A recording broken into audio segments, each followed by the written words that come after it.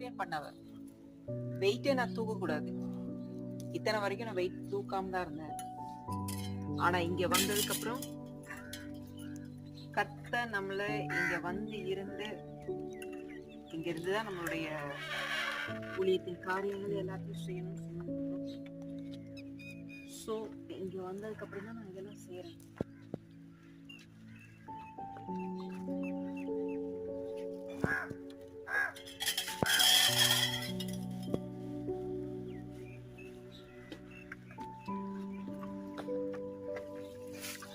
அங்க தோட்டத்துல போயிட்டு மோட்டார்ல இருந்து எடுத்து வரேன்.